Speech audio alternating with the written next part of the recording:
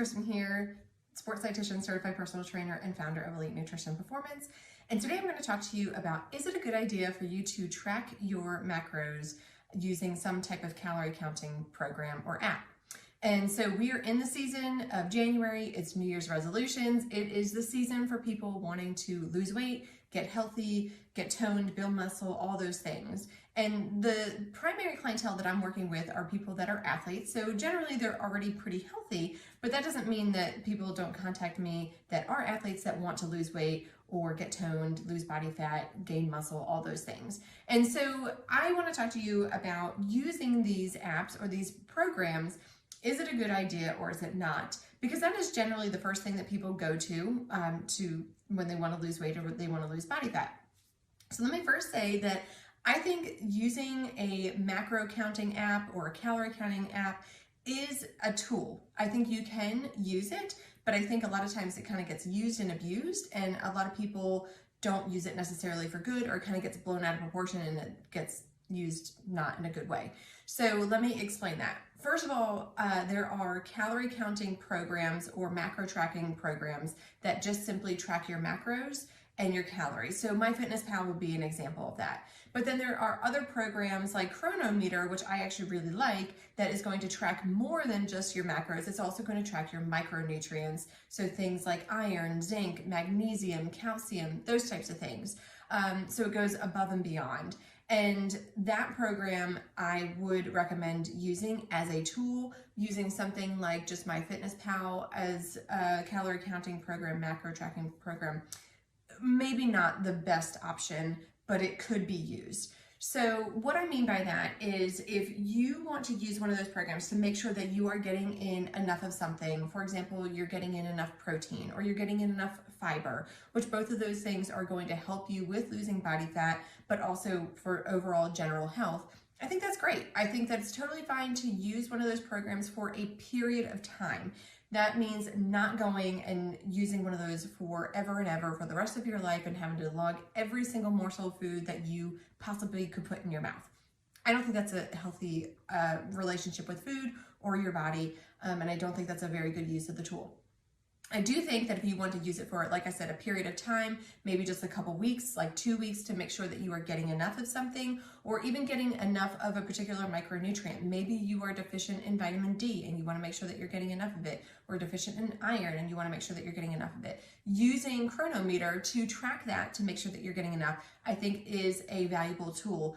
But again, just for a period of time, because generally you're going to figure out pretty quickly, okay, these sets of foods are not going to be giving me enough of what I need, but these sets of foods are going to be giving me enough of what I need, so this is what I'm going to follow instead.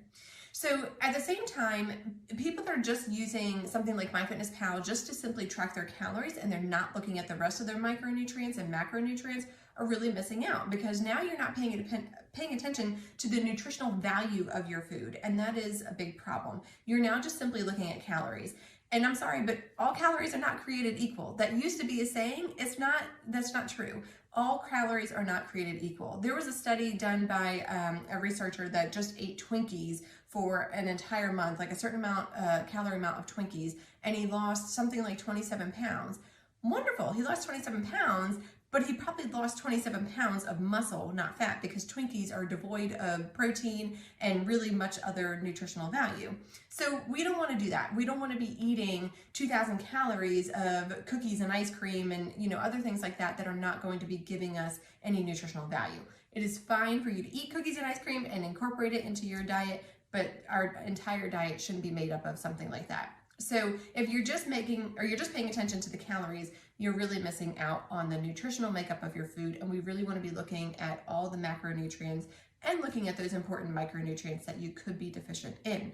At the same time, those calorie counting programs and macro tracking programs are not going to be allowing your body to really get in tune with yourself. So like you're really not going to be paying attention so much to your hunger and fullness cues. So eating when you're hungry and stopping when you're full, and really listening to your body in terms of like, okay, I need a protein for this meal. I would really like to have beef instead of fish for this meal. And maybe you're low in iron and your body's telling you that it needs that beef because beef is going to be higher in iron than a piece of tilapia would be.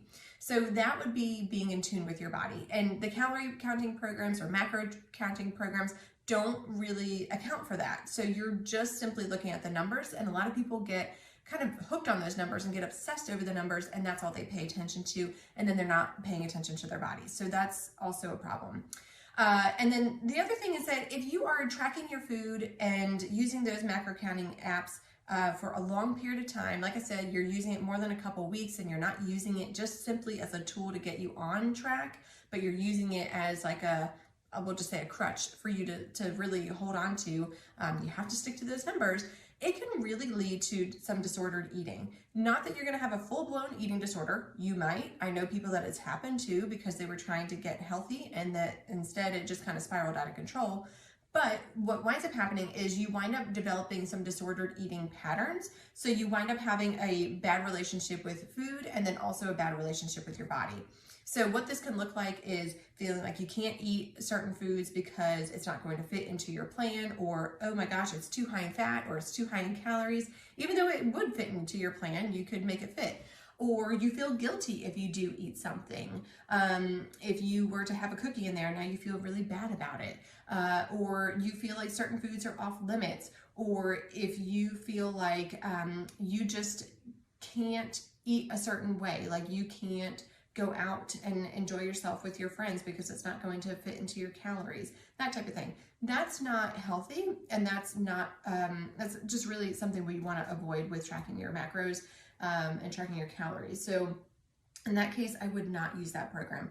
I have used tracking calories with clients and also personally, or macros rather, for short periods of time as a tool.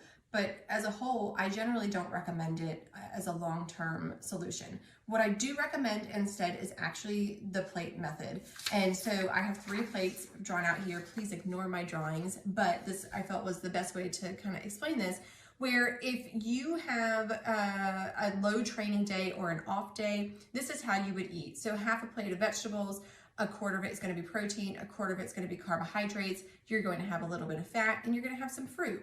But at the same time, if you have a moderate training day, so maybe you're exercising 45 minutes to an hour each day, then you're going to increase your carbohydrates because your carbohydrates is your body's primary fuel source. And you're also going to increase your fat because fat is also an energy source. So you can see now our carbohydrates has, pointing at vegetables. Yeah, our carbohydrates has now increased to a third of a plate instead of a quarter of a plate. Our vegetables has decreased from a half of a plate to now a third of a plate, but we still have the fruit over here on the side. This is really just to make room for extra carbohydrates. Our fat has now increased to double, and we still have the same amount of protein.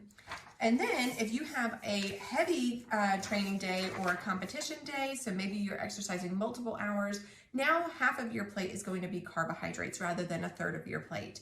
Now your fat is going to be 3 times the amount that it was on an off day or a low training day. You're still going to have your food over here. You're going to have a quarter plate of vegetables, and you're going to have just a same quarter plate of protein. Now, this is just a very simplistic way of looking at things. It does not mean this is going to be what it is for everybody, but that's really a much easier way of doing things.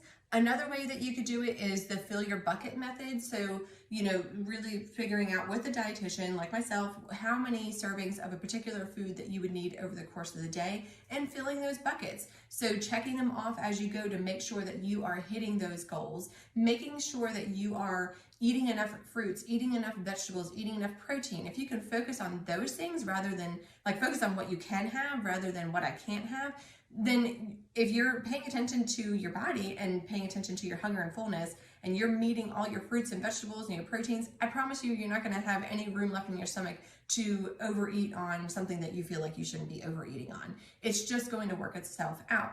So these are much healthier options. Focusing on what you can eat, focusing on balancing your plate, and intuitive eating. So getting in tune with your body. And it's not just the opposite of mindless eating. It's really getting to know your body. And I promise you, our bodies are way smarter than any site, app that calculates how much you need is going to tell you. It's way smarter than that. You just have to pay attention to it. So if you need help with this, I urge you to reach out, set up a free no obligation consultation to speak with me. I can explain a little bit more about how this works and how I can help you with all of that. I also have an online course that's called the Sustainable Sports Nutrition Academy, and it walks you through all of this. And you can sign up for that for just $1. You can sign up for that for a 2-week trial for $1, see if you like it, see if it's a good fit for you, and then you can continue on with it. So these are much better ways of doing things rather than the good old New Year's resolutions of tracking your calories and just feeling terrible when it comes to February or March, and that you're just beat up and spit out and feel like, I can't do it anymore. And at the same time, we want to focus on fueling your body for your sport. So thanks for watching, guys. Please like and share this video, and please check out those links. You could just head on over to my website, elitenutritionandperformance.com, scroll to the bottom, schedule a free no obligation consultation, or you can check out my the course, the Sports Nutrition Academy. Thanks for watching, guys. Have a good rest of the day.